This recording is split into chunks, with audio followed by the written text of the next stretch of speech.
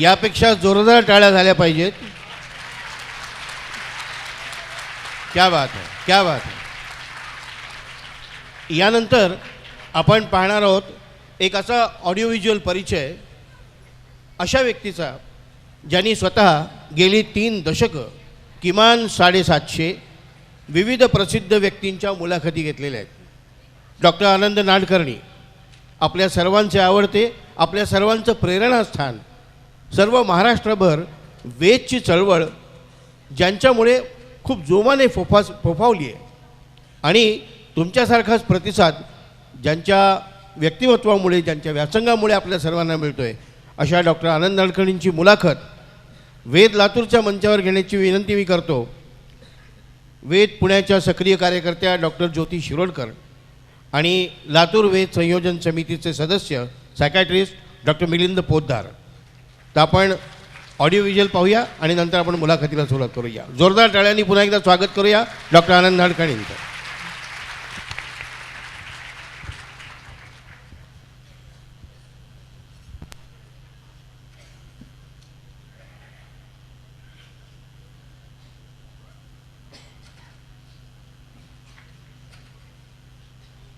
समाजाशी विविध क्षेत्रात जोडून घ्यायची वृत्ती, कला, संगीत, सांस्कृतिक उपक्रम आणि साहित्य याची आवड वैद्यकीय शिक्षणासोबतच ज्यांनी जोपासली, समाजाशी विविध क्षेत्रात जोडून घ्यायची वृत्ती असल्यानं मानसोपचार तज्ज्ञ होण्याचा निर्णय घेतला.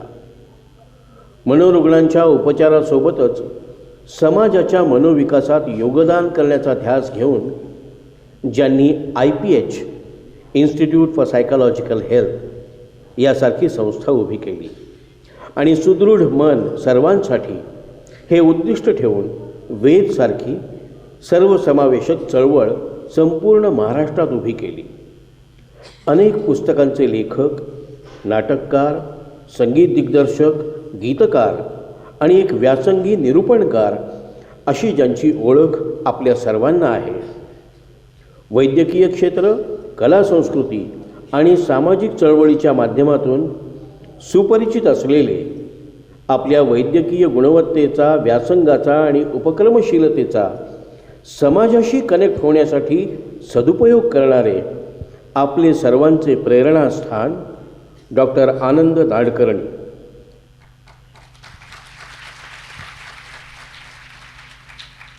मित्रहो, नमस्कार. कनेक्ट डिस्कनेक्टच्या आजच्या ह्या सर्व कार्यक्रमामध्ये मध्यंतरानंतरच्या सत्रामध्ये आपल्या सगळ्यांचं मनपूर्वक स्वागत. आज सकाळपासून आपण पाहतोय टेक्नॉलॉजी म्हणजे तंत्रज्ञान या माध्यमातून शिक्षक आणि विद्यार्थी यांच्यातला कनेक्ट, सहवेदना आणि स्वतःच्या समृद्ध जाणीवा यांच्या माध्यमातून एका विशिष्ट वंचित घटकाला मुख्य प्रवाहाशी जोडणारा कनेक्ट, आणि तिसरं भाषा या माध्यमातून संपूर्ण जगाची जोडणी करणारा कनेक्ट. असा विविध दृष्टिकोनातून आपण कनेक्ट आणि डिस्कनेक्ट पाहतोय. सकाळपासून मुलाखतकाराच्या खुर्चीत होते डॉक्टर आनंद नाडकर्णी सर, जे आत्ता स्वतः फॅकल्टी या भूमिकेमध्ये आहेत.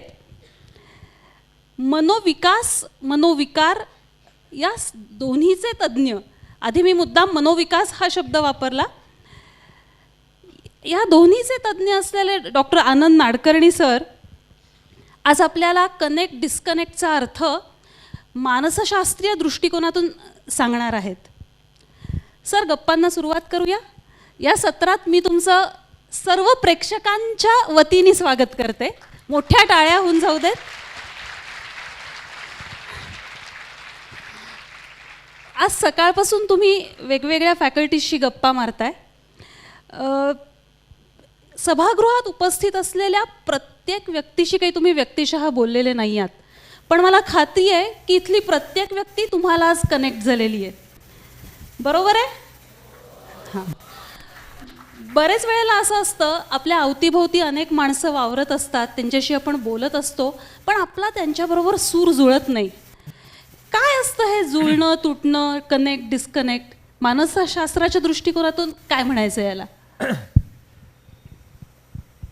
पहिल्यांदा या वेदमध्ये गेल्या 26 वर्षामध्ये जे 80 वेद आपले झाले, त्या 80 वेदमध्ये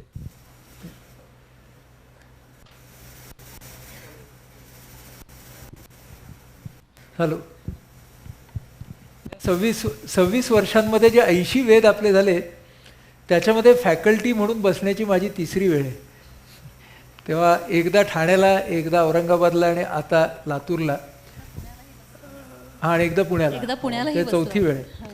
तर कनेक्ट डिस्कनेक्ट हा माणसांच्या मध्ये कसा निर्माण होतो, तर मी तुम्हाला काही मानसशास्त्रीय असं प्रचंड विश्लेषण सांगणार नाही आहे. माझी एक आठवण सांगणार आहे, आणि त्या आठवणीमध्येच तो कनेक्ट आहे, ह्याच्यात डिस्कनेक्ट नाही आहे, कनेक्टची आठवण आहे. मी माझ्या लहानपणी खूप साऱ्या शाळांच्या मधून गेलो. म्हणजे खानदेशातली शाळा, इथे तुमच्या लातूरच्या जवळ आंबेजोगाईची शाळा, पार्ल्यामधली शाळा माझी पार्ले टिळक नावाची, आणि नंतर ठाण्यामधली शाळा, अशा माझ्या अनेक शाळा झाल्या. तर 8वीमध्ये मी पार्ल्याच्या या आमच्या पार्ले टिळकच्या शाळेमध्ये होतो. मला वयाच्या 5व्या वर्षी पोलिओ झाला माझ्या दोन्ही पायांना, आणि त्यामुळं वयाच्या 6व्या वर्षीपासून ते FY पर्यंत, म्हणजे आत्ताच्या 12वीपर्यंत माझ्या दोन्ही पायांना कॅलिपर्स होते. आणि त्यावेळेचे कॅलिपर्स जे होते ते असे धातूचे दोन्ही बाजूने पायाला, आणि चामड्याचे पट्टे असायचे, त्यामुळे माझ्या चालण्यावरती, हालचालींवरती खूपच बंधनं असायची. पण तरीसुद्धा माझ्या आईवडिलांनी मला त्यातला न्यूनगंड येऊ दिला नाही, कारण त्यांनी सांगितलं की तुला खेळता येत नाही, तुला हालचाल खूप पटकन करता येत नाही, पण तू वाचू शकतोस, बोलू शकतोस, चित्र काढू शकतोस, वक्तृत्व करू शकतोस, तर या सगळ्यामध्ये तू भाग घे.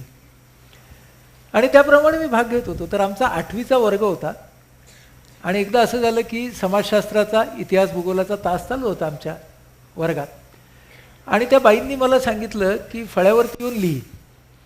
तर मी ते माझे पाय घेऊन गेलो तिकडे, फळ्यावरती लिहायला लागलो. आणि प्लॅटफॉर्म होता, त्या 2 प्लॅटफॉर्मच्या मध्ये अशी गॅप होती, आणि मला माझे पाय सांभाळून लिहिताना बाई ज्या गतीने सांगत होत्या, तर ती गती काही मला जमत नव्हती. तर अचानकपणे बाईंचा जरासा तोल गेला, त्या चिडल्या, आणि त्या मला म्हणाल्या, नीट लिही की लंगड्या. तर आता नीट लिही की लंगड्या असं म्हटल्यावरती क्षणभर मला काय होतंय ते कळेना, आणि डोळ्यातून पाणी झालं एकदम. मग बाईंना सुद्धा कळलं की अरे आपण बोललोय ते काही फार बरोबर बोललेलं नाही. त्याने मला सांगितलं, जा जा जागेवर जाऊन बस. मग मी जागेवर जाऊन बसलो. माझा सगळा वर्ग असा स्तिमित झाला होता, आणि तास कधी संपला मला कळलं नाही, आणि मी आपला खाली बघत बसलो होतो अपमान झाला म्हणून. तर माझा सगळा वर्ग, 8वीतली मुलं मुली हे सगळे माझ्या भोवती जमले, आणि मला बरं वाटलं की हे सगळेजण माझ्या भोवती जमलेत, म्हणजे मला आता ते आश्वासक दृष्टीनं पाठिंबा देत आहेत. सगळ्यांनी मला थोपटलं, आणि मला वाटलं की आता सुट्टी झाली, सुट्टीनंतर वर्ग होणार. सगळ्या मुलांनी मला सांगितलं आमच्याबरोबर बाहेर चल. मुलींनी आम्ही सगळेजण वर्गाच्या बाहेर गेलो. मधली सुट्टी संपली, शाळा पुढे चालू झाली, आणि आमच्या वर्गातला एकही मुलगी हे परत वर्गात आले नाहीत. पुढच्या तासाचे शिक्षक आले, ते म्हणाले, अरे वर्गात चला. बरं, आमचा वर्ग हुशार मुलांचा वर्ग म्हणून प्रसिद्ध होता. मुलं म्हणाली, आमची सगळी मुलं मुली, म्हणजे मी मुलं असं जेव्हा म्हणेन तेव्हा विद्यार्थी आणि विद्यार्थिनी दोघेही, ते म्हणाले की आमच्या एका वर्गमित्राचा आज बाईंनी कळत नकळत पण अपमान केलेला आहे, तर त्या अपमानाच्या बद्दल जोपर्यंत क्षमा मागितली जात नाही तोपर्यंत आम्ही वर्गात येणार नाही. आता काय झालं, आमचा वर्ग हुशार मुलांचा, तोपर्यंत सगळीकडे हे लोक वर्गात बसलेले नाहीत, हे शाळाभर झालेलं. शाळेच्या सगळ्या वर्गातली मुलं आपापल्या वर्गाच्या दारातून ह्यांच्याकडे काय चाललंय असं एक्स्ट्रा मनोरंजन कसं निर्माण झालं म्हणून बघायला लागले. मग पर्यवेक्षक आले, मग व्हाईस प्रिन्सिपल, उपमुख्याध्यापक आले, मुख्याध्यापक आले, मुलं हटायला तयार नाही. मग आता हे जरा प्रकरण हातावर जात आहे म्हटल्यावरती मुख्याध्यापक म्हणाले की 3-4 मुलं 3-4 मुली की माझ्या ऑफिसमध्ये चला.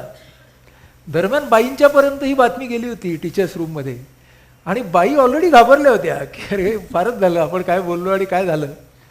मग आमचं शिष्टमंडळ सगळं आणि त्याच्याबरोबर मी असे आम्ही मुख्याध्यापकांच्या खोलीमध्ये गेलो. मुख्याध्यापकांनी बाईंना विचारलं की जे घडलं हे खरं आहे का? त्या बाई म्हणाले, हो, माझी चूक झाली, आय एम सॉरी, मी क्षमा मागते.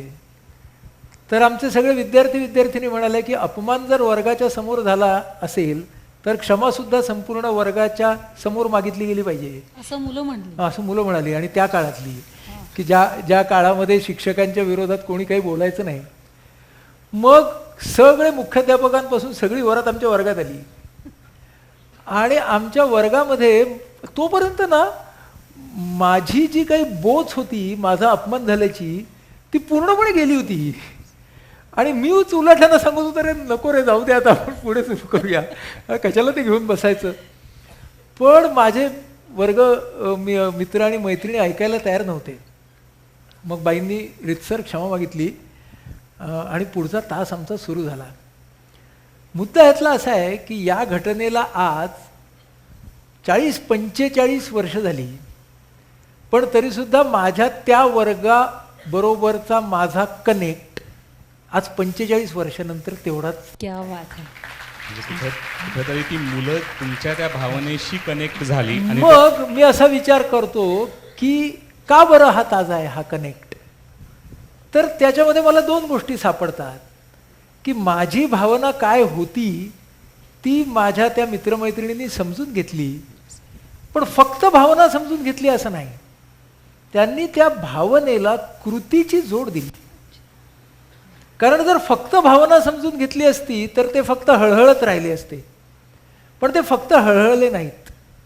म्हणून भावनेला, अनुरूप भावनेला जेव्हा सकारात्मक कृतीची जोड मिळते तेव्हाच कनेक्ट होतो. आणि मग तो कनेक्ट मध्ये कितीही वर्ष गेली तरी सुद्धा टिकून राहतो.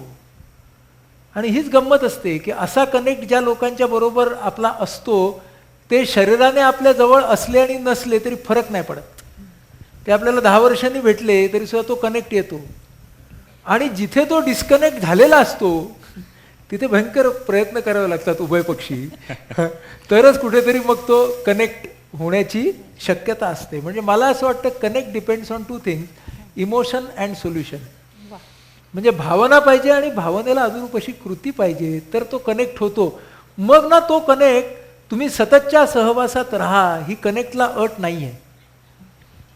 हां, सततच्या सहवासामध्ये राहिल्याने तो कनेक्ट अधिक प्रभावी बनू शकेल जर, पण पहिलं हे पाहिजे, हे असेल तर. नाही, आता तुम्ही जे सांगत होता त्या मुलांचा भावनिक कनेक्ट तुमच्याशी झाला आणि त्याला त्या कृतीची जोड लाभली. आता आपण रोजच्या जगण्यामध्ये बघतो की आपण रोज सोबत राहत असतो, एकाच वातावरणात वाढलेलं असतो, नाती असतात, पण तरीसुद्धा त्याच्यामध्ये एक चांगला कनेक्ट डेव्हलप होत नाही. अनेकदा आपण हे पाहतो, त्याच्यामुळे अनेक समस्या आपण वाढलेल्या पाहतो. पण बऱ्याचदा असं होतं की ज्या लोकांशी आपलं साधर्म्य नाही आहे, म्हणजे वेगवेगळ्या परंपरेत आपण वाढलो आहे, वेगळ्या संस्कारांमध्ये वाढलो आहे, तरीसुद्धा अशी लोक जेव्हा एकत्र येतात आणि ती एकमेकांच्या संपर्कात येतात तर त्यांच्यामध्ये कधी कधी खूप छान कनेक्ट निर्माण होतो. तर असा कनेक्ट कसा काय निर्माण होतो, त्याच्या मागचा ड्रायव्हिंग फोर्स काय असत असेल? आता सांगितलं तोच आहे. बघा, कनेक्ट आहे ना, तो तुम्ही जितका डिव्हाइड कराल तितका कमी होतो.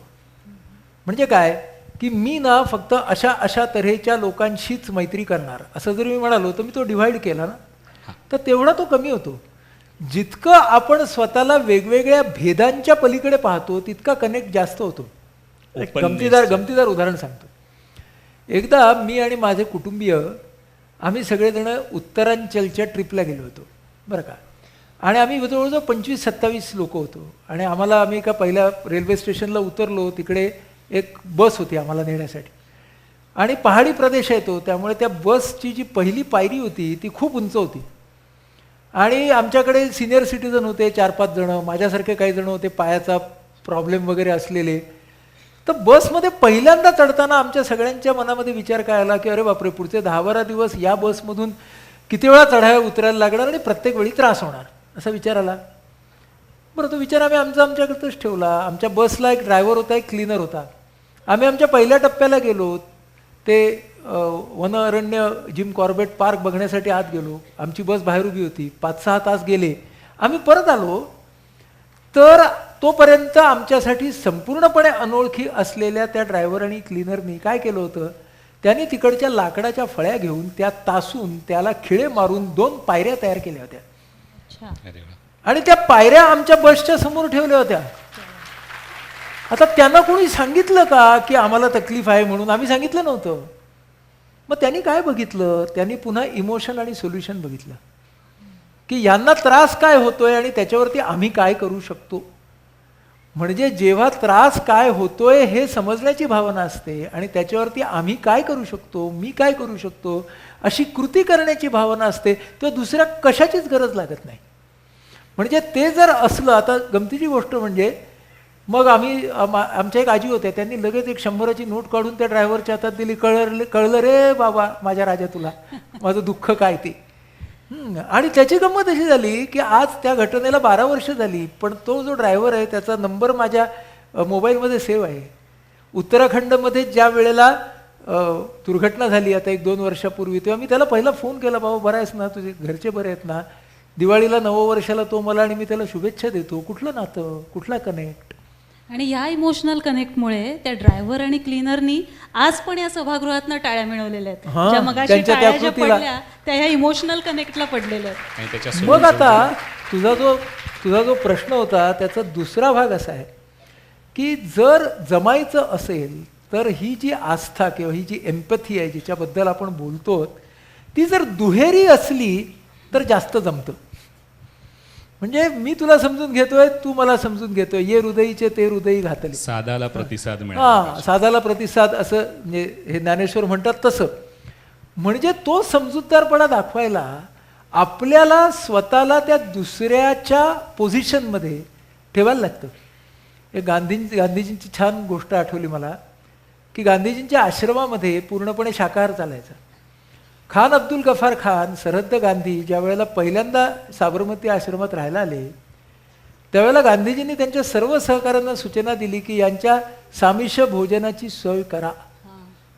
कारण खान अब्दुल गफार खान हे ज्या भागातून येत आहेत आणि त्यांच्या खाण्याच्या सवयी जशा आहेत त्या आपल्या जर आपण एकदम बदलल्या तर त्यांना त्रास होईल. हा कनेक्ट आहे हो, कनेक्ट आहे. हा कनेक्ट आहे गांधी आणि अब्दुल गफार खान यांच्यामधला. त्यामुळे हा समजूतदारपणा असा आपण ज्याला दोन्ही बाजूने म्हणतो तो असला तर कनेक्ट वाढतो. समान ध्येय असेल तर कनेक्ट वाढतो. म्हणजे एकाच ध्येयाने प्रेरित होऊन जेव्हा माणसं काम करतात तेव्हा त्यांच्यातला कनेक्ट खूप चांगला असतो. एक मूल्य असेल तर कनेक्ट वाढतो. म्हणजे वारकरी मंडळी ही इतके वर्षानुवर्ष का बरं वारीला जातात? कारण त्यांचं ध्येय आणि त्यांचं मूल्य हे एक असतं म्हणून.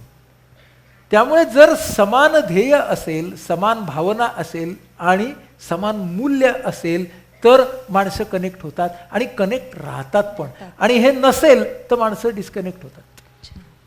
सर, पण व्यक्ती जेव्हा स्वतःच्या रूट्सपासून किंवा कुटुंबापासून समाजापासून डिस्कनेक्ट होते तेव्हा त्याचे परिणाम काय होतात आणि त्यांना रिकनेक्ट परत कसं करायचं?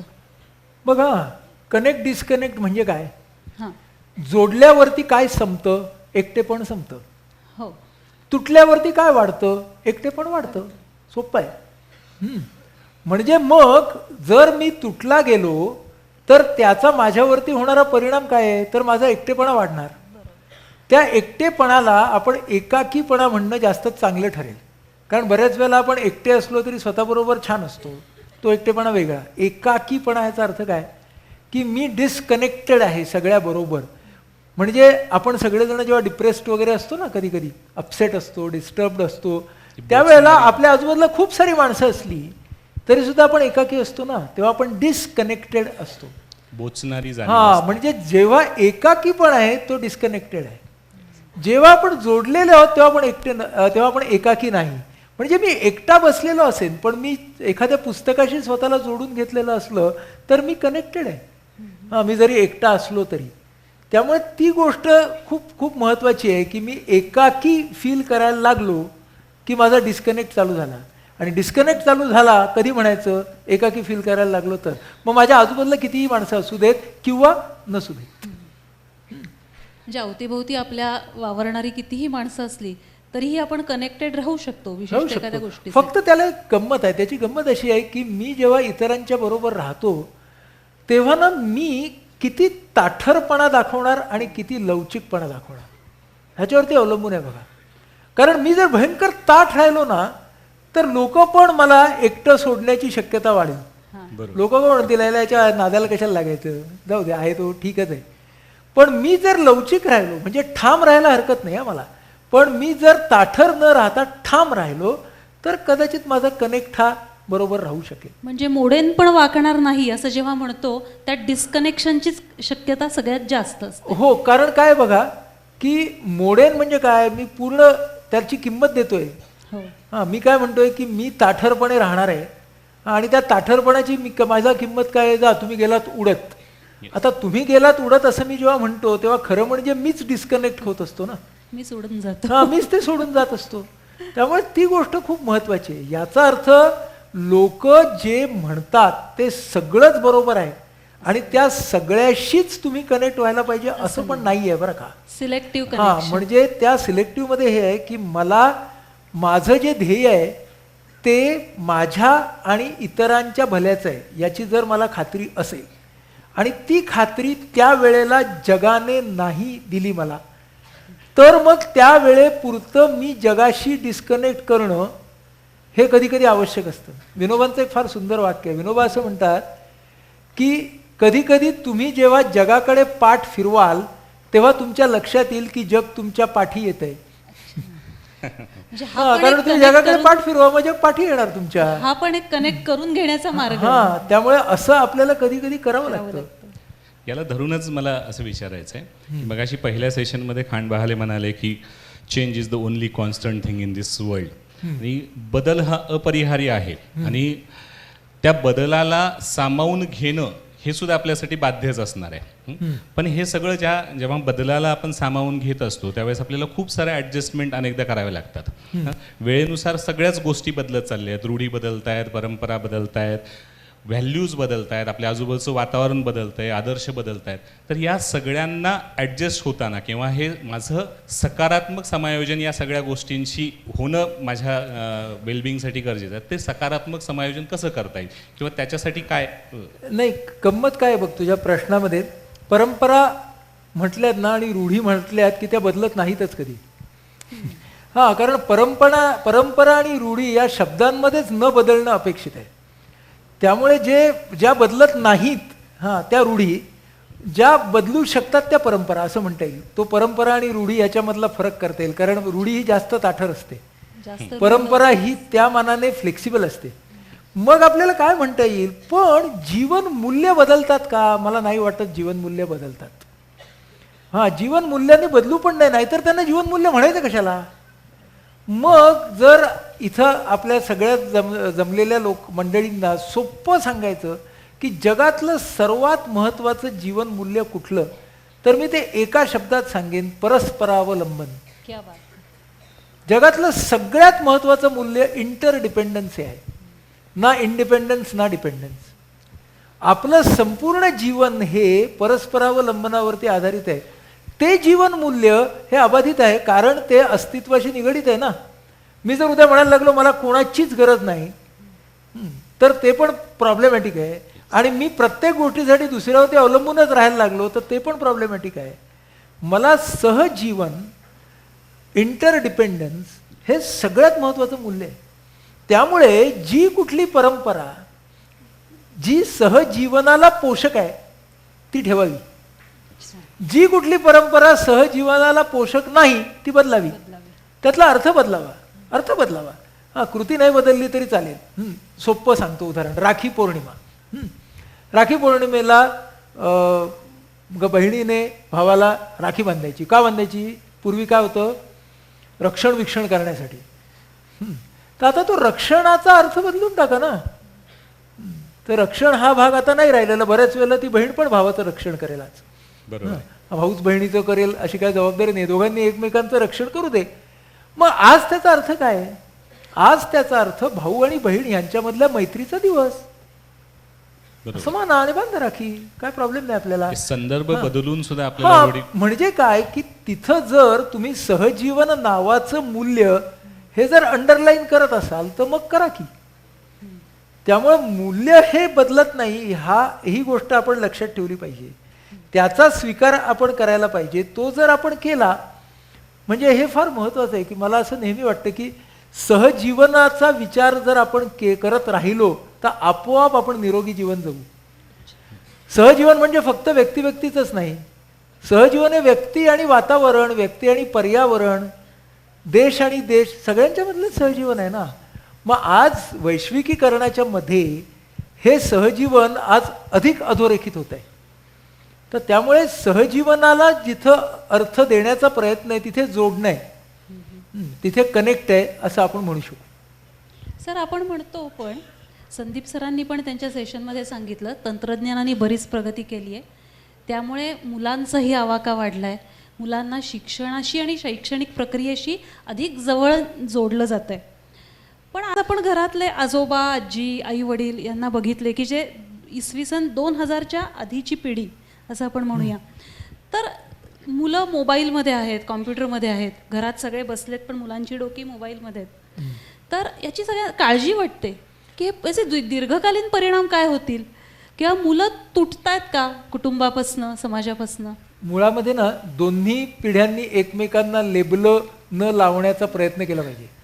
मोठे लोक काय करतात, डायरेक्ट सगळ्या पिढीवरती ना धनाधन लेबलं लावतात, हे अशीच आहेत ते तशीच आहेत. हां, आणि मग काय होतं, लेबला लेबलीचा खेळ होतो. हां, मोठ्यांनी धाकट्यांना लेबलं लावली की धाकटे मोठ्यांना लेबलं लावतात, त्याच्यामध्ये मुद्दा निघूनच जातो.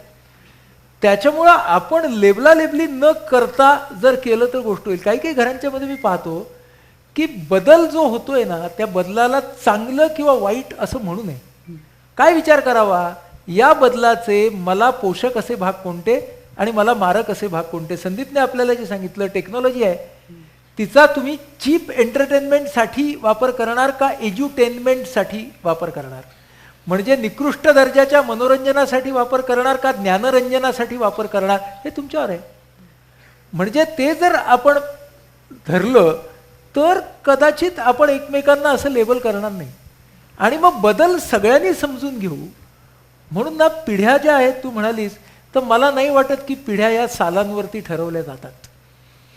मला वाटतं पिढ्या या विचारांवरच ठरवल्या जातात. कारण आज अनेक 70चे 80चे मी असे लोक बघतो की जे पुरेसे टेक्नोसॅव्ही आहेत आणि उत्तम पद्धतीनं तंत्रज्ञान वापरतात, आणि असे पण लोक आहेत की जे 40 वर्षाचे आहेत आणि ते म्हणतात काय दिवस आलेत. दोन्ही तऱ्हेची माणसं बघतो आपण. त्यामुळे आपल्याला ना हे डोक्यात घेतलं पाहिजे की बदलावरती एक लेबल न लावता त्याला कसं स्वीकारता येईल हे जर आपण बघितलं तर तो आपल्या दृष्टीनं खूप चांगला आणि महत्त्वाचा भाग ठरेल. म्हणजे मला असं वाटतंय माणूस माणूस माणूस निसर्ग आणि पर्यावरण आणि माणूस आणि तंत्रज्ञान हे तिन्ही मधला कनेक्ट एका वेळी साधायला पाहिजे, तरच आपला हा सगळा पृथ्वीवरचा जो समाज आहे त्याचा गुरुत्व मध्य स्थिर राहील खऱ्या अर्थाने. म्हणजे जगण्याशी कनेक्ट वाढेल, सगळ्याशी आपल्या कनेक्ट overall वाढेल, जगण्याशी. तिन्हीशी एकाच वेळी कनेक्ट हवा. पुढच्या प्रश्नाकडे जाऊ. आपण सकाळपासून हा जो विषय कनेक्ट द डिस्कनेक्ट याच्याविषयी आपण बोलतोय, म्हणजे आपण तुटले पण जोडूया याच्याविषयी आपण बोलतोय. आणि सकाळपासून जी सेशन झाली त्याच्यामध्ये वेगवेगळ्या अँगलनी शैक्षणिक, भाषा आणि सामाजिक अंगाने आपण त्याचा कनेक्ट कसा असायला पाहिजे हे विचार सगळ्यांनी आपल्यासमोर मांडले. आम्हाला तुमच्याकडून ऐकायला आवडेल की मानसशास्त्रीय आणि समाजशास्त्रीय दृष्टिकोनातून या सगळ्या कनेक्ट द डिस्कनेक्ट किंवा तुटले पण जोडू याच्याशी कसं बघताय? मला दोन गोष्टी महत्त्वाच्या वाटतात. पहिली गोष्ट ही आहे की आपण जितकी विविधता जपू तितका कनेक्ट जपला जाईल. मला काय म्हणायचं आहे बघा, आपल्या देशा एवढी विविधता जगातल्या खचितच दुसऱ्या कुठल्या देशामध्ये असेल. ही विविधता आपण का जपली पाहिजे, कारण विविधता गेली की मेंदूला चालना मिळत नाही, आपल्यामधली आवड जागृत होत नाही आणि डिस्कनेक्ट सुरू होतो. आपण उदाहरण घेऊ. हां, सगळे मॉल सारखे दिसतात, सगळे एअरपोर्ट सारखे दिसतात, मग काय होतं माहिती आहे, डिस्कनेक्ट होतो. कारण कोणालाच कोणाचं व्यक्तिमत्व नाही. मग विविधता जर असेल तर काय होईल, जितकी विविधता तितका माझ्यातला इंटरेस्ट जास्ती जागृत होईल. जितका इंटरेस्ट जास्ती जागृत होईल तितका माझा कनेक्ट होईल. आपल्या देशाला इतकी विविधता आहे, कनेक्ट होण्याची इतकी माध्यमं आहेत, जेवणापासून ते संगीतापर्यंत.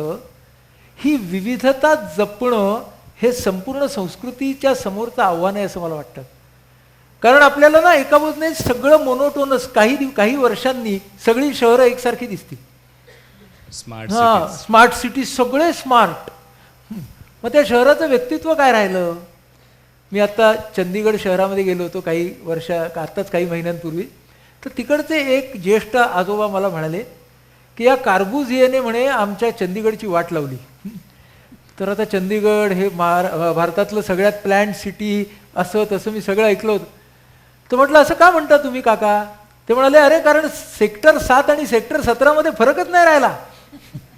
सेक्टर 7ही तसाच, 11 पण तसाच, 17 पण तसाच, 22 पण तसाच. पूर्वीच्या आमच्या चंदीगडमध्ये प्रत्येक गल्लीला व्यक्तिमत्व होतं. म्हणजे आता वेगळा विचार झाला ना की विविधता आली की कनेक्ट आला, सेमनेस आला की कुतूहल गेलं, सेमनेस आला की मोनोटोनी आली, आणि मोनोटोनी आली की डिस्कनेक्ट आला. सर हे तुम्ही काहीतरी वेगळंच सांगताय. हा, म्हणजे मला असं म्हणायचंय की विविधता हा आपल्या कनेक्टचा खूप मोठा मार्ग आहे, हे आपण डोक्यात ठेवलं पाहिजे. आपण ना सगळ्याला सेम करायला लागलो. म्हणजे आपण आज विद्यार्थ्यांसमोर आहोत, लातूरच्या विद्यार्थ्यांसमोर आहोत. म्हणजे आमच्या लातूरच्या परंपरेमध्ये लातूर पॅटर्नमध्ये सगळ्यांना बसवण्याचा प्रयत्न चाललेला असतो. हां, बरोबर आहे, बरोबर आहे. आपण लातूरच्या प्रत्येक विद्यार्थ्याचा लातूर पॅटर्न शोधूया. हा, म्हणजे प्रत्येकाचा इंडिव्हिज्युअल पॅटर्न हा प्रत्येकाला सापडला पाहिजे. आणि त्याच्यामध्येच माझा पुढचा मुद्दा आहे की ओपननेस. आम्हाला ना प्रत्येकाला त्याचा वेगळा पॅटर्न असणार आहे हे स्वातंत्र्य देण्याचा मोकळेपणा माझ्या वृत्तीत पाहिजे. तो जर नसेल तर माझा डिस्कनेक्ट होईल. मग मी काय करेन? माझ्यासाठी नॉर्मल काय? बाकीचं सगळं ॲबनॉर्मल. म्हणजे मी बाकीच्यांच्यापासून स्वतःला तोडून घेतो. या आपल्या वेदच्या व्यासपीठावरती आत्ता गेल्या वर्षी जो कल्याणचा वेद झाला तिथे गौरी सावंत जी किन्नर आहे, तर आपल्या वेदच्या व्यासपीठावरती पहिल्यांदा आपण अशा तऱ्हेच्या व्यक्तीला बोलवू. ती गौरी सावंत जी आहे, जिला तुम्ही त्या विक्सच्या जाहिरातीमध्ये पाहिलं असेल, तर ती जेव्हा आली तर माझ्या दृष्टीनं तो वेदच्या इतिहासातला खूप महत्त्वाचा टप्पा होता की आपण आता ज्या व्यक्तींना आत्तापर्यंत समाज फक्त परिघावरती पाहत होता त्या व्यक्तींना आपण व्यासपीठावरती बोलवून त्यांना सांगतोय की तुमचं जीवन सांगा आमच्या समोर. हे महत्त्वाचं आहे, हे जोडणं आहे. आपण काय करतो की आपण परिघावरच्या माणसांना तोडतच जातो. माझे एक ज्येष्ठ मित्र होते, तर त्यांचं नावही मी तुम्हाला सांगेन. त्यांचा या लातूर भागाशी संबंधही आला होता. त्यांचं नाव डॉक्टर CM पंडित नावाचे. ते इंजिनियर होते मोठे आणि मराठी विज्ञान परिषदेचं काम करायचे. भूकंपाच्या नंतर त्यांनी या लातूर भागामध्ये काम केलं होतं. अतुल देऊळगावकरांना ते बरोबर माहिती आहेत. तर त्यांच्या मुलाचं लग्न होतं बरं का, आणि त्यांच्या माहितीच्या 2 मुली, आपण हा परिघावरची मंडळी आणि गौरी सावंतचं उदाहरण दिलं म्हणून मी उदाहरण देतो. या 2 मुली या समलिंगी होत्या आणि त्या कपल म्हणून राहत होत्या. त्या म्हणजे सहचर म्हणून राहत होता, नवरा बायको असं नाही म्हणता येणार. 2 मुली उच्च शिक्षित आणि त्या लिव्हिंगमध्ये राहत होत्या. आता हे जेव्हा त्यांच्याकडे स्वतःच्या मुलाच्या लग्नाची पत्रिका घेऊन गेले तेव्हा त्यांनी त्या पत्रिकेवरती जसं आपण श्री व सौ असं लिहू त्या पद्धतीने त्या दोघींची नावं लिहिली. त्याला ते काय तांदूळ आणि ते हे लावलं आणि त्या दोघींच्या हातात ते दिलं. त्या दोन्ही मुली रडल्या. आणि त्यांनी मला हे सांगितलं की काका आले आणि काकांनी आम्हाला या पद्धतीने आमंत्रण दिलं त्यांच्या मुलाच्या लग्नाचं. मी पंडित काकांना विचारलं की काका तुम्ही असं का केलं? काका म्हणाले समाजाच्या आपण सगळेजण मध्यावर आहोत, परिघावरच्या मंडळींना आत आणण्याची जबाबदारी कोणाची आहे? म्हणजे जर अनकंडिशनल ॲक्सेप्टन्स असेल तर तो कनेक्ट आहे. आपण काय करतो? परिघावरच्या माणसांना अजून परिघाच्या बाहेर बघतो. हे तुम्ही आमची नाही, आम्ही फक्त आमच्या लोकांना घेऊन बसणार. आणि ही फार महत्त्वाची गोष्ट आहे की आम्ही परिघावरच्या लोकांना विविध तऱ्हेच्या आमच्या जवळ घेणार आहोत का? तर जोडले पण येणार, नाही तर जोडले पण कुठून यायला. तुम्ही विविधतेबद्दल बोललात. आज मुंबईसारख्या शहरात किंवा अनेक कॉस्मोपॉलिटन सिटीजमध्ये वेगवेगळ्या राज्यातनं लोक एकत्र येत आहेत. वरवर पाहता की कुठेतरी सगळे भांडतायत की काय असं वाटावं, पण तरीही कुठेतरी या विविधतेमुळे एक कनेक्ट आहे आणि तो कनेक्ट सगळ्यांना एका ठिकाणी धरू पाहतोय. काय माहिती आहे का, आक्रमक प्रादेशिकता ही विविधतेच्या कनेक्टच्या विरोधात आहे. म्हणून प्रादेशिकता ही इन्क्लुझिव्ह असली पाहिजे. जर प्रादेशिकता जर राष्ट्रीयत्व पण इन्क्लुझिव्ह असलं पाहिजे. जर तुमचं राष्ट्रीयत्व किंवा प्रादेशिकता जर ती इन्क्लुझिव्ह नसेल तर भांडणच जास्ती होणार. आपल्या एकंदर संस्कृतीचा प्रवास जो आहे तो प्रत्येक बदलाला कुशीत घेण्याचा आहे. तो छान आहे. म्हणून इथे कितीतरी लोक आले हो, लाखो हजारो वर्षापासून, आणि आपापलं इथे कुशाण आले, हूण आले, कोण कोण आले, आले आपले झाले, इथले होऊन राहिले. हे किती मोठं जोडणं आहे आपल्या संस्कृतीचं. म्हणून आपल्या संस्कृतीचा गाभाच मुळी जोडणं आहे. तर तो आपण लक्षात घेतला पाहिजे. आणि आपल्या संस्कृतीचा गाभा तोडणं नाही. तोडणं म्हणजे हिंसा, जोडणं म्हणजे अहिंसा. हे जर आपण सोपं लक्षात घेतलं की जिथे आपण तोडतो ती हिंसा आहे, मग ते नातं तोडणं असू दे, भावना तोडणं असू दे, आणि जिथे आपण जोडतो ती अहिंसा आहे. आणि आपली संस्कृती आपल्याला हिंसा शिकवत नाही. आपली संस्कृती आपल्याला जोडणंच शिकवते, तोडणं नाही शिकवत. त्यामुळे हे आपण जर डोक्यात घेतलं तर विनोबांची जी व्याख्या आहे हिंदू या शब्दाची, विनोबांची सुंदर व्याख्या आहे. ते म्हणतात हिंसेने दुःखी होतो तो हिंदू. तर म्हणून आपल्या संस्कृतीमध्येच तोडणं नाही आहे, आपल्या संस्कृतीमध्ये जोडणं आहे, हे आपण डोक्यात घेणं आवश्यक आहे. म्हणजे आज जे आजूबाजूला वातावरण बिघडत चाललंय त्याच्यावरचा हाच एक की परिघावरच्या प्रत्येकाला आत घेण्याचा आपण प्रयत्न करूया. सर, वेदच्या माध्यमातनं गेली 25-26 वर्ष तुम्ही जवळजवळ 700 फॅकल्टीज बरोबर विद्यार्थी आणि पालकांना कनेक्ट केलेलं आहे. त्यांचा ओपन इंटरव्ह्यू घेतला, त्यांच्यातले जे काही मुख्य अचिव्हमेंट्स किंवा त्यांचा विचार, त्यांचा दृष्टिकोन हा लोकांसमोर आणलात आणि व्यक्ती कनेक्ट झाली प्रत्येक फॅकल्टीशी. या 26 वर्षात जे तुम्ही कनेक्ट केलं त्याचं फलित, त्याचं आउटकम हे कुठल्या स्वरूपात बघता येईल तुम्हाला? खरं म्हणजे ना, मला काय वाटतं बघा, म्हणजे मुळामध्ये वेद काय आहे हे सांगतो, मग त्याचा आउटकम काय आहे ते ठरवावं प्रत्येकाने. मला काय वाटतं, जोडणारा काय, सद्भाव जोडतो. मग आपण इथे जेवढी माणसं आणतो ती सद्भावाचे प्रतीक आहेत का नाही? आहे, नक्कीच. पण मला असं वाटतं की वेद हे कशाचं व्यासपीठ आहेत. मी असा इंग्रजीतला शब्द वापरतो, टायनी सेंट्स. छोटे संत, छोटे संत, मोठे संत नाही. हां, म्हणजे ज्ञानेश्वर तुकाराम नाही, छोटे संत ज्यांच्यामध्ये संतत्वाच्या खुणा आहेत, सद्भावाच्या खुणा आहेत, अशी माणसं. म्हणजे इथे असलेले सगळे टायनी सेंट्स आहेत असं तुम्हाला फॅकल्टी जे आहेत सगळे. फॅकल्टी म्हणजे काय, फॅकल्टी आपण कशावर शोधतो? आपण काळाबाजार करणाऱ्याला, करप्शन करणाऱ्याला, गुन्हेगार जगामध्ये नामचीन असलेल्याला वेदच्या फॅकल्टी म्हणून बोलत नाही ना. म्हणजे आपलं वेदचा आउटकमच सद्भाव आहे. आणि महत्वाची गोष्ट काय आहे की सद्भावाची व्यासपीठं कमी होत चाललेली आहेत. सगळीकडे चिथावणीखोरपणाच वाढतोय. मग सद्भावाचं व्यासपीठ हा वेदचा सगळ्यात मोठा आउटकम आहे असं मी मानतो. आणि त्यामध्ये सगळ्यांनी हो जरूर जरूर वाजवा, जोरात वाजवा. कारण इथे उपस्थित असलेले सगळेजण त्या सद्भावाचं व्यासपीठाचे अंश आहेत. महत्वाची गोष्ट काय माहितीये, आजच्या काळामध्ये सद्भावाला ताठ मानेने जगण्याची संधी देणं आवश्यक आहे. सद्भाव चोरटा झालाय आज. त्यामुळे सद्भावाला ठामपणे असं म्हणायला पाहिजे की हा सद्भाव आहे आणि आम्ही असं वागणार. आपली ऋतुजा जी आहे मगाशी, तर तेव्हा ती जे बोलत होती ती अतिशय नम्रपणे शांतपणे बोलत होती, पण ती ठामपणे बोलत होती. ते सद्भावाचं बोलणं आहे. तो सद्भाव जो आहे तो चिथावणीखोर जे सगळे आपल्या आजूबाजूचे इन्फ्लुएन्सेस आहेत त्याच्या अगेन्स्ट, त्याच्या विरोधात उभा राहायला पाहिजे. आणि तो उभं करणारी व्यासपीठं आपल्या देशामध्ये, आपल्या राष्ट्रामध्ये, आपल्या गावामध्ये जितकी जास्त तयार होतील ते आउटकम आहे.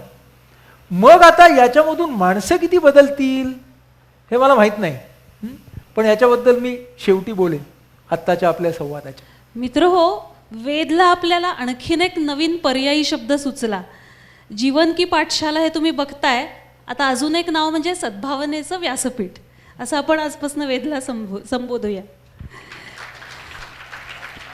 सर, तुम्ही विविध भूमिकांमधून आज जगताय, लोकांसमोर येताय. पण प्रोफेशनली तुम्ही बेसिकली मनोविकार तज्ज्ञ आहात. हो.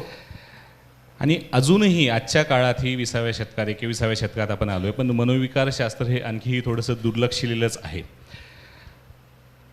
30 वर्षापूर्वी जेव्हा तुम्ही सुरुवात केली असेल त्यावेळेस तर याच्याबद्दलचे आणखीनच अवघड आणि बिकट अशी परिस्थिती असणार आहे. बरोबर. तर या अनुषंगाने मला तुम्हाला 2 प्रश्न विचारायचे आहेत की मनोविकारांनी ग्रस्त किंवा अशा मानसिक त्रासामध्ये असलेल्या व्यक्तीचा कनेक्ट आणि डिस्कनेक्ट कसा असतो आणि त्याच्यामध्ये त्याच्या कुटुंबाची, समाजाची भूमिका काय आहे, हा पहिला मुद्दा.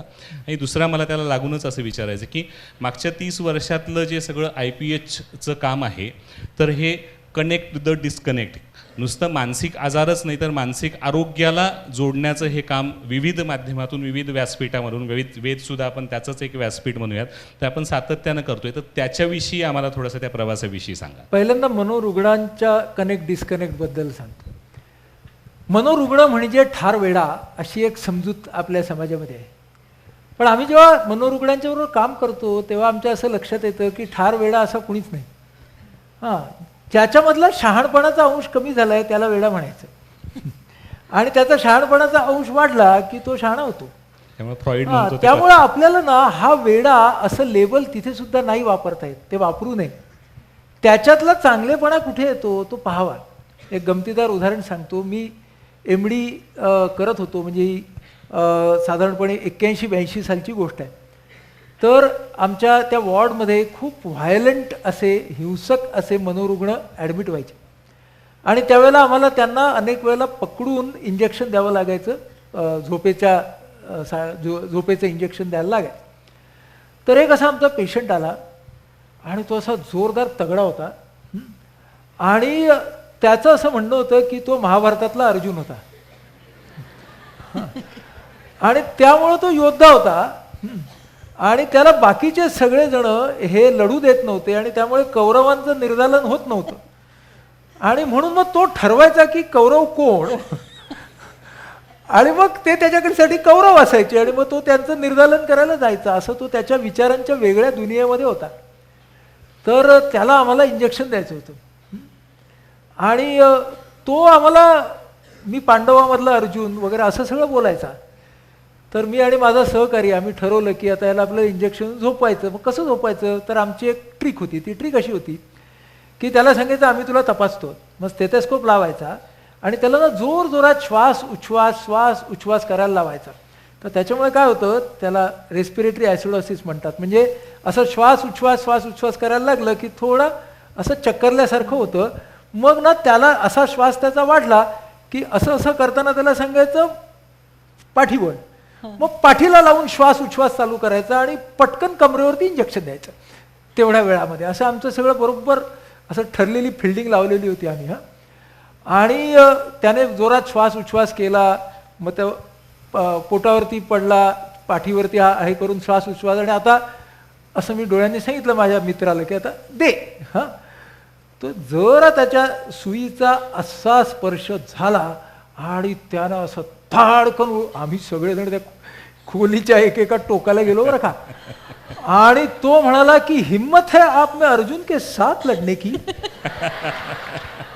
तो सामने आ जाओ. अरे बापरे.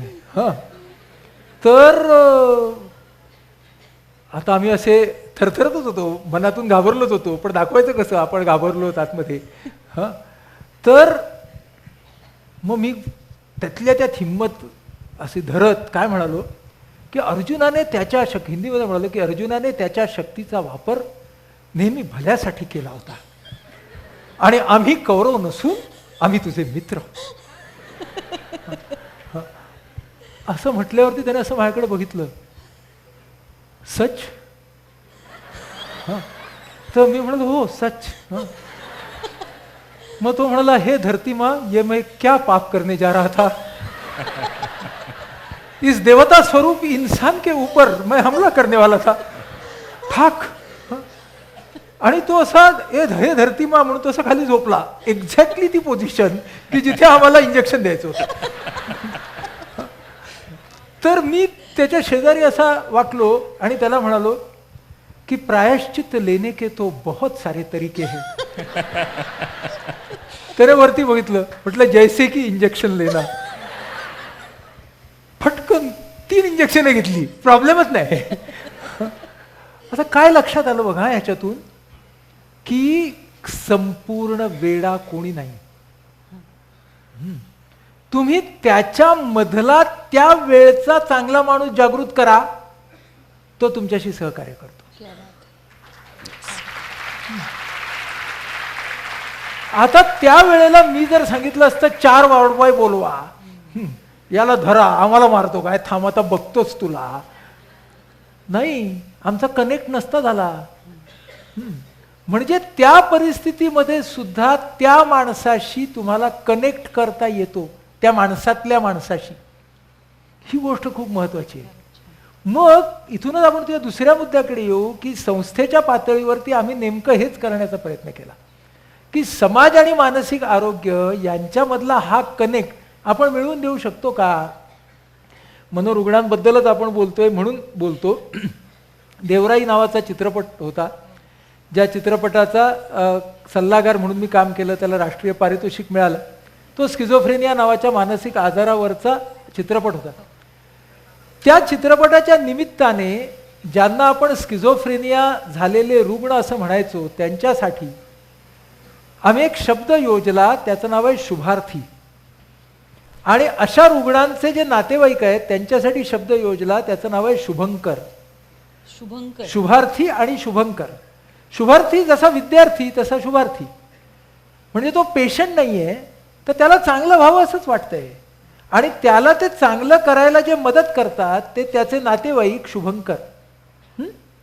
आता बघा, फक्त शब्द बदलले का, तर नाही, त्या शब्दांचा अर्थ बदलला. काय म्हणायचंय, पेशंट आणि केअर गिव्हर्स. आधी केअर टेकर्स म्हणायचे, आता केअर गिव्हर्स म्हणायला लागले. आता शुभार्थी आणि शुभंकर म्हटल्यावरती काय झालं, पेशंट म्हटल्यावरती जो डिस्कनेक्ट येतो तो गेला, आणि शुभार्थी म्हटल्यावरती कनेक्ट येतो. मग गंमत काय झाली, जेवढे म्हणून भारतामध्ये या आजाराच्या रुग्णांचे आणि त्यांच्या नातेवाईकांचे आधार गट, सपोर्ट ग्रुप्स भरतात, त्या प्रत्येक ठिकाणी आज आसामपासून तामिळनाडूपर्यंत शुभार्थी आणि शुभंकर हेच शब्द वापरले जातात. का, कारण कनेक्ट होतो म्हणून. सिंगापूरच्या सपोर्ट ग्रुपमध्ये शुभार्थी हा शब्द वापरला जातो. अमेरिकेतल्या अनेक सपोर्ट ग्रुपमध्ये आमची गायत्री रामप्रसाद नावाची मैत्रीण आहे, जी वेदमध्ये पण येऊन गेली, ती अमेरिकेत आहे. अमेरिकेतल्या अनेक सपोर्ट ग्रुपमध्ये आज शुभार्थी असं म्हणतात. हां, मग ते शुभार्थी म्हणतात, शुभांकर म्हणतात, पण म्हणतात. हां, का बरं वापरला जातो हा शब्द, कारण आज तो जगभरातल्या या लोकांना कनेक्ट करतो, आणि त्या कनेक्टमध्ये पेशंट नावाचा डिस्कनेक्ट नाही म्हणून. तेव्हा संस्थेच्या पातळीवरती सुद्धा कनेक्ट हेच काम आहे, आणि व्यक्तीच्या पातळीवरती सुद्धा कनेक्ट हेच काम आहे. सर फार छान विचार मांडलात.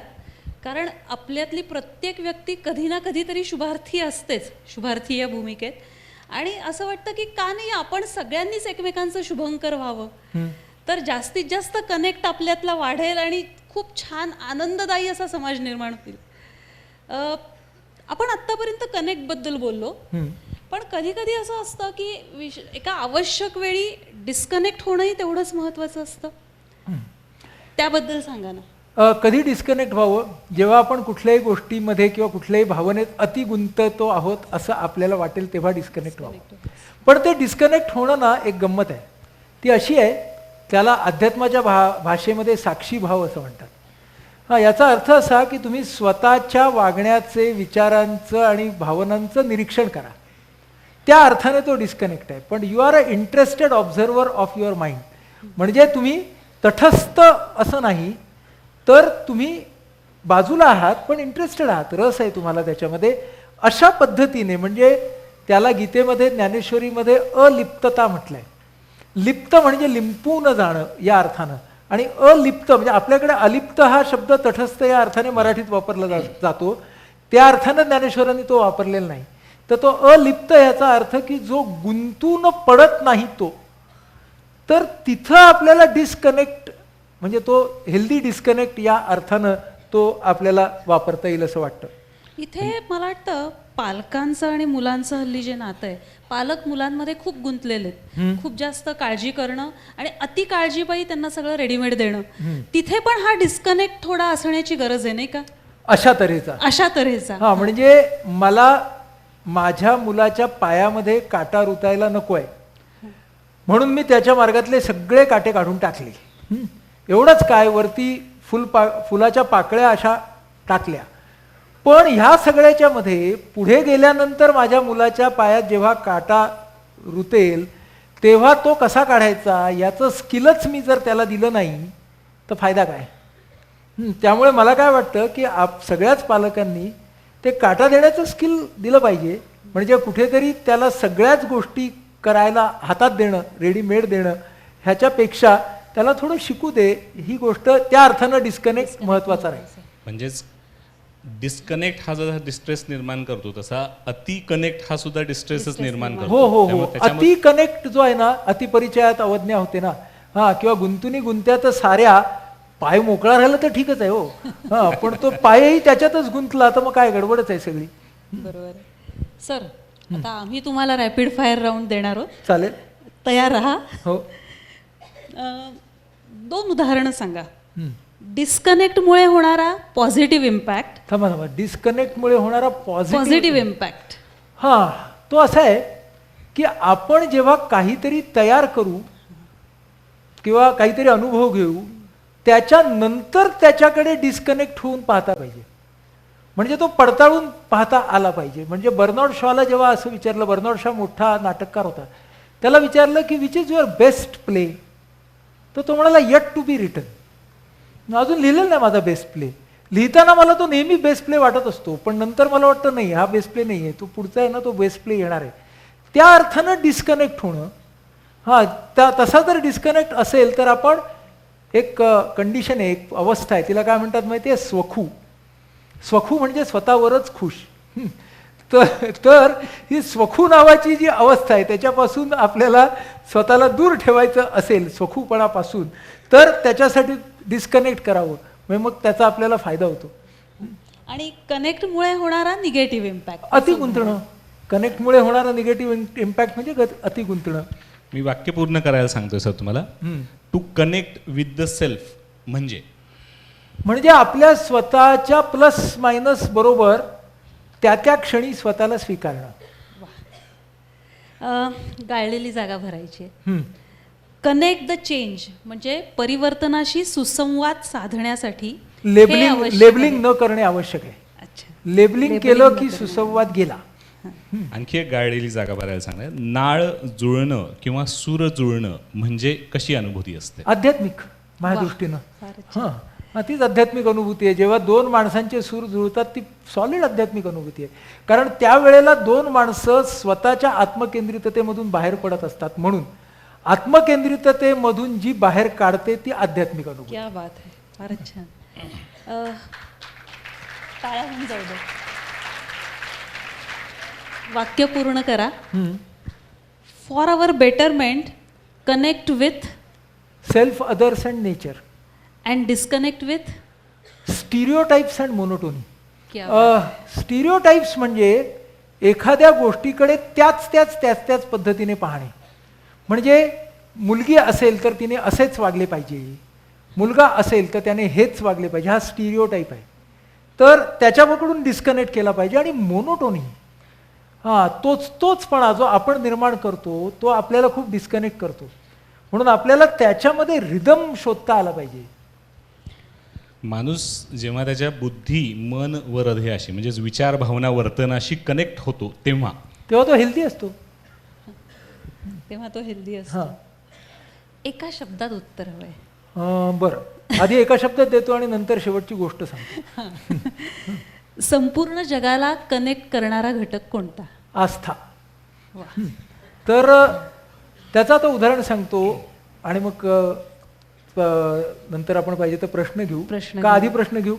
हां, आधी प्रश्न घेऊ. आधी प्रश्न घेऊ आणि मग मी माझा समारोप करतो. मी समारोपाला तुम्हाला एक गोष्ट सांगणार आहे. आधी आपण आलेल्या प्रश्नांपैकी काही प्रश्न घेऊया. आज प्रेक्षकांमधनं बरेच प्रश्न आलेत, काही निवडक प्रश्न विचारणार आहे मी इथे. स्वतःशी कनेक्ट केल्याशिवाय जगाशी कनेक्ट होता येत नाही हे आपण पाहिलं, पण आपल्या कनेक्टिव्हिटीमधून स्व जर कुरवाळू लागलो तर जगाशी आपला डिस्कनेक्ट होईल. तर मग आपण स्वतःशी फक्त कनेक्ट होतोय का स्वतःला स्वला कुरवाळतोय हे आपल्याला कसं कळेल? आणि या दोन्हीमधला सुवर्ण मध्य काय? थोडंसं मी स्वखू असं म्हणालो, त्याच्यामध्ये ते सांगितलं. पण सगळ्यात महत्त्वाची गोष्ट कुठे आहे माहिती आहे की मलाच सगळं येतं असं वाटायला लागलं की संपलं, मग डिस्कनेक्ट चालू. हां, मला बऱ्यापैकी येतं आहे, चांगल्यापैकी येतं आहे, पण तरीही मला अजून शिकण्याची इच्छा आहे असं असले की कनेक्ट राहतो. स्व पासून समाजभानाकडे नेणारा प्रवास नेमका कसा असतो? स्वपासून समाजभानाकडे नेणारा प्रवास हा आस्थेचा असतो. मगाशी म्हणालो ते इमोशन आणि सोल्युशन, की मी स्वतःला दुसऱ्याच्या भावनांमध्ये ठेवणं आणि त्यावेळेला मी काय करू शकतो हे विचारणं, ही खूप महत्त्वाची गोष्ट आहे. मगाशी गायत्री आपल्याला सांगत होती, ती स्वतःचं दुःख कुरवाळत नाही बसली, तिनं स्वतःला तिच्यासारख्या इतर मुलांच्या भूमिकेत ठेवलं आणि त्यांच्यासाठी ती काहीतरी करायला लागली ना. Put yourself in others' shoes. Shoes and think what you can do about it. क्या बात. छान. काय आहे? पुढचा प्रश्न आहे, आधुनिक गोष्टींसोबत कनेक्ट होऊन आपण प्राचीन गोष्टींसोबत डिस्कनेक्ट होतो का? आधुनिक आणि प्राचीन कशाला म्हणायचं ते बघूया. सहजीवन हा पुन्हा महत्त्वाचा मुद्दा. सहजीवनाला पोषक असलेल्या सगळ्या प्राचीन गोष्टी जपाव्या आणि सहजीवनाला पोषक असलेल्या सगळ्या आधुनिक गोष्टी पण जपाव्यात. काय प्रॉब्लेम आहे आपल्याला? टोकाला कशाला जायचं? बरोबर. आपल्याला काय होतं की आपण ना हे म्हणजेच प्राचीन म्हणजे प्राचीन, आधुनिक म्हणजे आधुनिक, असं नाही हो. बंडखोरी ही संस्कार या शब्दाच्या विरुद्धार्थी आहे का? बंडखोरी ही संस्कार या शब्दाच्या विरुद्धार्थी आहे का? नाही. बंडखोरी ही रूढी या शब्दाच्या विरोधात आहे. ती खरी बंडखोरी. आणि बंडखोरी ही जर माणसाला स्वतःच्या आणि इतरांच्या विकासाकडे नेत असेल तर त्या विकासाच्या बंडखोरांवरच तर इतिहास सगळा तयार झालेला आहे. हां, बंडखोर नसते तर इतिहास कुठून झाला असता? कुठल्याही क्षेत्रातला घ्या. प्रगती झाली म्हणजे नसती बंडखोर व्हा. हा, बंडखोर व्हा, पण बंड कशासाठी करायचं ते डोक्यात घेऊ आपण. आणि त्याचा आउटकम काय? हा, आणि कशासाठी बंड? वस्तूंचा कनेक्ट हा भावनांशी डिस्कनेक्टच असतो का? नाही, वस्तूंच्या कडे आपण भावनात्मक दृष्टीने पाहतो का? म्हणजे बघा, ते तिथे मला काय झालंय, आपल्याकडे ज्या वेळा वस्तू असतात ना सगळ्यांच्याकडे, त्या वस्तूंना एक मूल्य असतं, ते उपयोग मूल्य असतं, युटिलिटी. एक मूल्य जे असतं ते प्रतिष्ठा मूल्य असतं, प्रेस्टिज. एक मूल्य असतं ते एस्थेटिक मूल्य असतं, म्हणजे सौंदर्य. आणि चौथं मूल्य असतं भावनिक. तर आपण ना त्या भावनिक मूल्याचा कमी विचार करायला लागलोत वस्तूंच्या मधल्या. त्यामुळे आपण वस्तू कमी जपून वापरतो. आपण काय लक्षात घेतो? प्रतिष्ठा लक्षात घेतो जास्त आणि युटिलिटी. पण आपण एस्थेटिक्स आणि भावना म्हणजे सौंदर्य आणि भावना लक्षात नाही घेत. म्हणजे आपण हे लक्षात घेत नाही की ती गोष्ट मला जी मिळाली, तर ती मिळाली त्याच्या मागची भावना काय होती. तर ते आपण जर डोक्यात घेतलं, ते जर मूल्य आपण डोक्यात घेतलं तर आपल्याला खूप चांगला फायदा होईल. आपण जोडले जाऊ. मग ती वस्तू बारकीशी का असे ना. तुम्हाला एक मजेशीर उदाहरण सांगतो. एका कॉमर्स अँड इंडस्ट्रीजचे जे हे असतात ना, तसं एक Bombay forum of commerce and industries नावाची संस्था आहे. तिथे सगळे उद्योजक होते आणि त्यांचं मी एक प्रशिक्षण कार्यक्रम घेत होतो.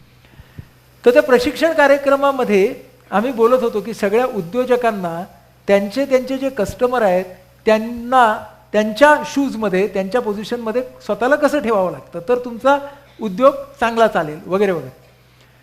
तर चहाच्या मध्यंतरामध्ये एक ट्रॅव्हल टुरिझमच्या मोठ्या कंपनीचे डायरेक्टर आले आणि ना त्यांनी त्यांच्या खिशातलं एक पेन काढलं. फाउंटन पेन होतं. अलीकडे फाउंटन पेन लोक कमी वापरतात. तर ते त्यांनी मला दाखवलं. तर ते मला म्हणाले की हे फाउंटन पेन महत्त्वाच्या सह्यांसाठी मी गेली 30 वर्ष वापरत आहे. याचा अर्थ काय की याचं भावनिक मूल्य त्यांच्यासाठी खूप जास्त होतं. मग मी त्यांना म्हणालो की हे फाउंटन पेन तुम्हाला कोणी दिलं, का दिलं? तर त्यांनी मला गोष्ट सांगितली की 30 वर्षांपूर्वी जेव्हा ते गृहस्थ एक टेबल स्पेस फोर्ट भागामध्ये घेऊन त्यांनी ट्रॅव्हल टुरिझमचा धंदा 30 असेल 40 असेल बऱ्याच वर्षांपूर्वी सुरू केला होता आणि ताजमहाल हॉटेलमध्ये त्यांना बुकिंग करायचं होतं. मुंबईच्या ताजमहाल हॉटेलमध्ये त्यांचं कोणीतरी येणार होता क्लायंट त्याच्यासाठी.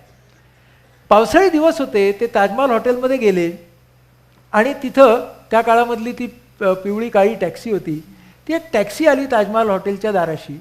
त्याच्यातून दोन एक परदेशी पुरुष आणि त्याची पत्नी असे ज्येष्ठ होते. ते 50-60च्या पुढे 60च्या पुढचे असे उतरले. त्यांच्याकडे बॅगा होत्या. पाऊस पडत होता आणि नॉर्मली त्या हॉटेलच्या तिकडे माणसं असतात ना, लगेच ते येतात तुमचं सामान घेतात. त्या क्षणाला तिथे कुणी नव्हतं समहाव. आणि ह्यांचं काम झालं होतं आणि ते पायऱ्या उतरत होते. हे लोक उतरले टॅक्सीतून. ह्यांचा काही तो क्लायंट नव्हता. याने त्याच्या बॅगा उचलल्या. त्यांना काय वाटलं की हा हॉटेलमध्ये काम करणार आहे. त्यांनी त्याच्या बॅगा उचलल्या, त्यांना हॉटेलमध्ये आणलं आणि त्या ह्याला नेलं, काउंटरला नेलं. त्या काउंटरवाल्यांना ओळखत होते, त्यांचं काय बुकिंग काय ते सगळं करून दिलं.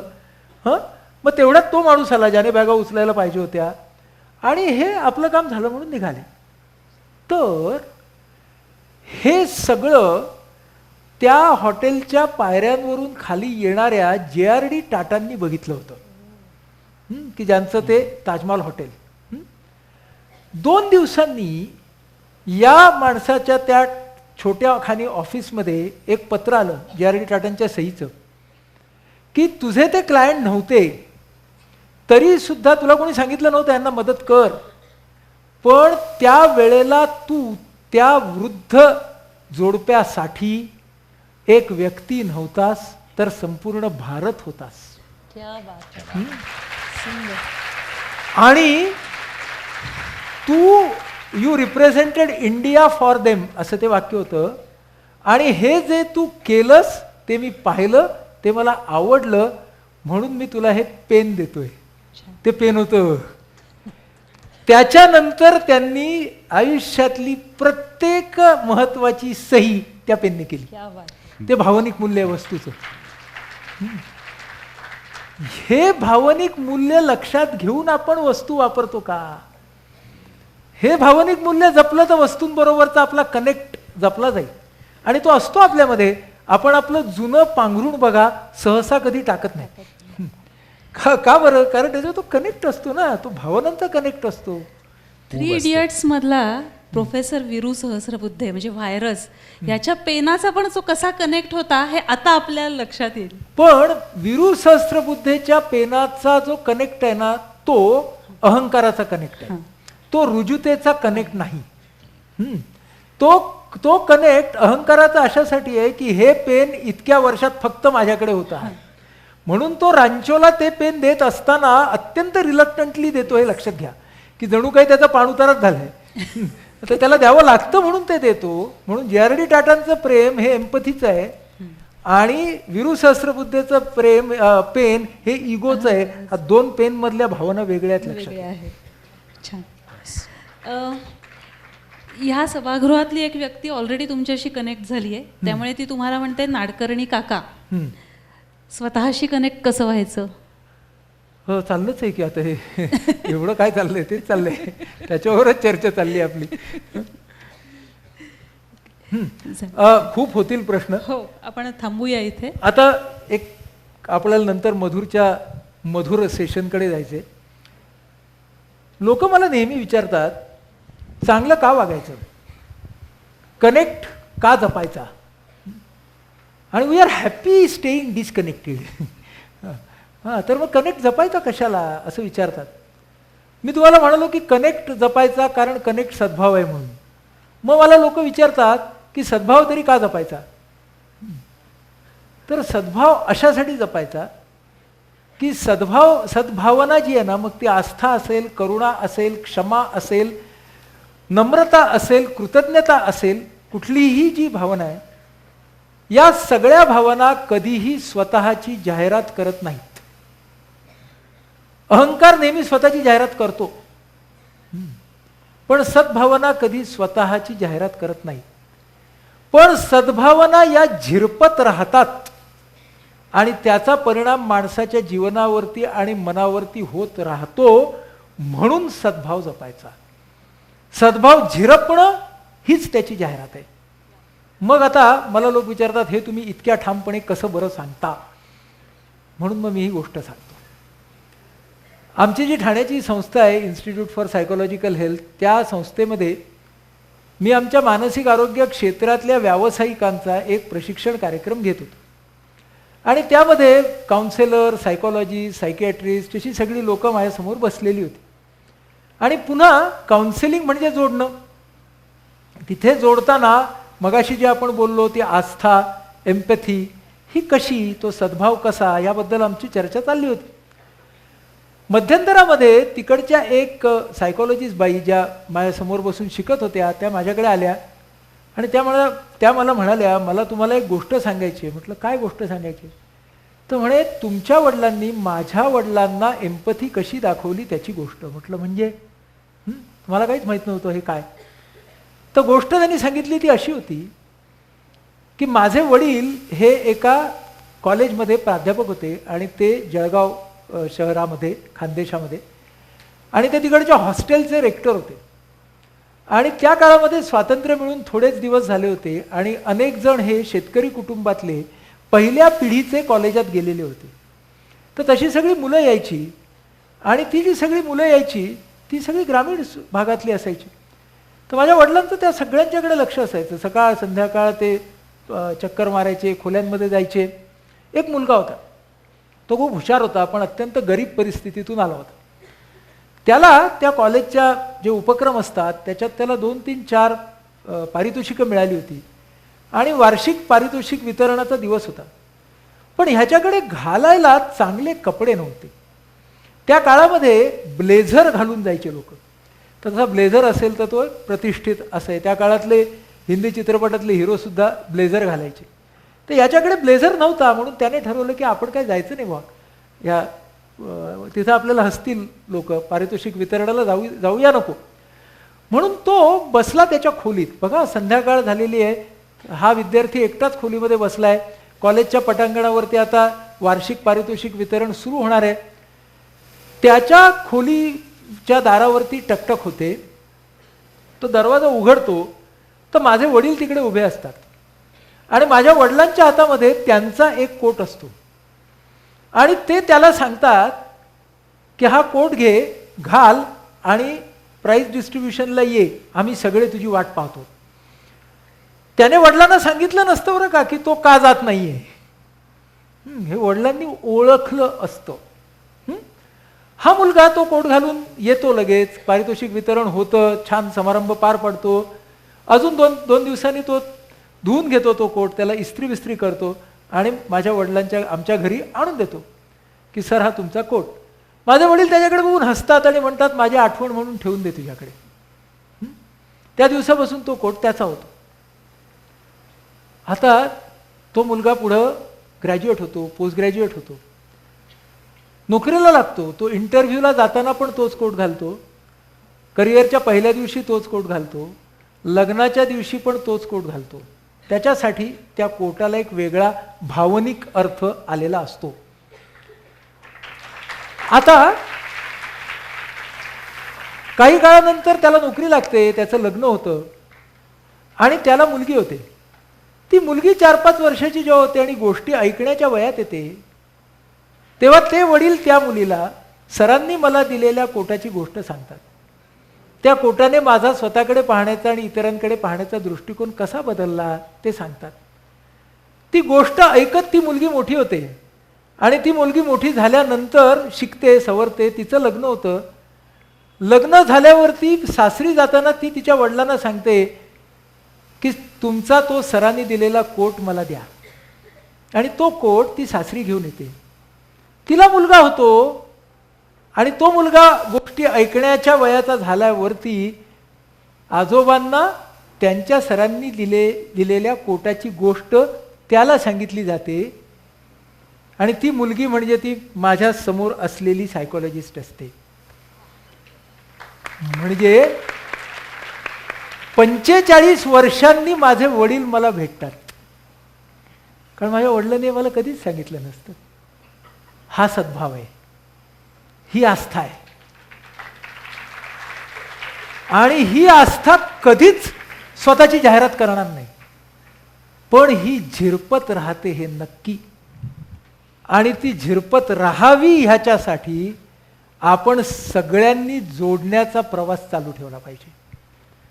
तोडण्याचे फोर्सेस खूप आहेत, पण जोडणं जर झिरपत राहिलं तर तोडण्याला आपण निदान चांगला प्रतिरोध तरी करू शकू. सरांसाठी जोरदार टाळ्या होऊ देत एकदा.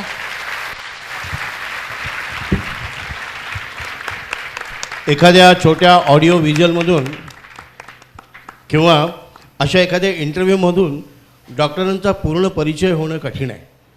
कारण वैद्यकीय व्यवसाय एक मनोविकास तज्ज्ञ म्हणून करता करता त्यांचा जो अनेक क्षेत्रामध्ये लिहिलेला वावर आहे, त्या वावराविषयी आपल्याला अजून बरंच काही कळायचं आहे. या प्रसंगी वेद लातूरच्या वतीने त्यांचा एक सत्कार इथे आम्ही छोटासा आयोजित केलेला आहे. आणि या सत्काराचं प्रयोजन आहे, नुकताच महाराष्ट्र शासनाचा एक प्रतिष्ठित असा पुरस्कार त्यांच्या एका लेखनाला मिळालेला आहे. त्या तिघांची गोष्ट या नाटकाला त्यांना राम गणेश गडकरी पुरस्कार हा प्रतिष्ठेचा पुरस्कार प्राप्त झाला आहे. त्याबद्दल वेद लातूरच्या वतीने वेद संयोजन समितीचे प्रमुख धनंजय कुलकर्णी हे डॉक्टरांचा सत्कार करतात.